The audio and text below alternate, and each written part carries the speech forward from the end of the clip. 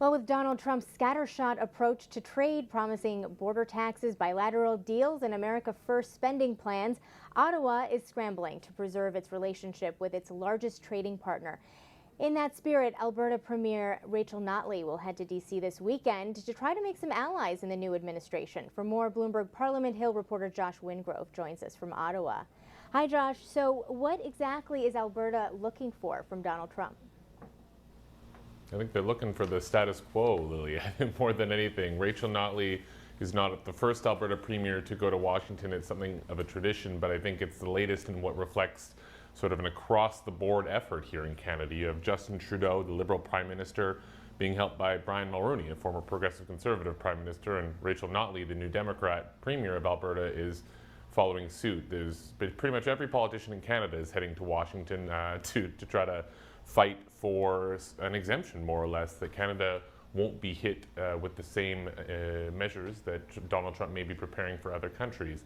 Of course, it goes without saying, for Alberta, that's oil. Things like a border adjustment tax being advanced by Speaker Paul Ryan would essentially place a premium on imports, and Canada is the #1 provider of U.S. oil. That, I'm sure Notley will remind them, will raise the price of gasoline in the U.S., which doesn't exactly strike a populist tone. So I think for Notley, it's all about maintaining what they have and letting them know that Canada and Alberta is there to help.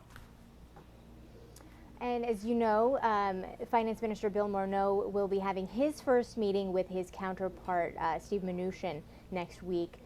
What are you expecting there?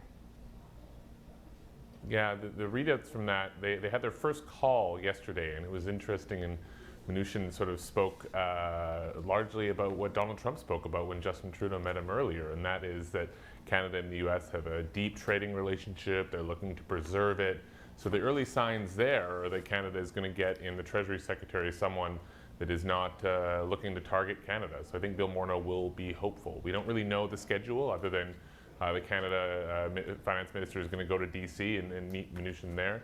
But I think Canada has seen with people like cabinet members like Mattis and Tillerson and Kelly and now Mnuchin that they have sort of key figures who are Canada sympathetic, if you will. And I think they're going to keep banging on the door to not let the message get lost. And of course, Trudeau and Trump spoke again, I believe, by phone yesterday. What did they talk about? And do we have any more feedback on kind of the post game from their last meeting? Yeah, the reviews are in, I think, a little bit. Mulroney, who I mentioned, he said over the weekend that Trudeau got rave reviews for his visit there. They spoke again yesterday. Whenever these things happen, Lily, you have to rely on each leader to send out their summary, and they're often a little different. One wrinkle yesterday is that Justin Trudeau said he discussed the softwood lumber dispute with Donald Trump. That's, of course, after this week, Canada struck up a committee of provincial and federal officials to figure out a softwood lumber strategy. Trump didn't mention it in his readout, so I think it goes to show that softwood is a bigger issue for the Canadians than it is for the U.S., so perhaps not a quick resolution coming there.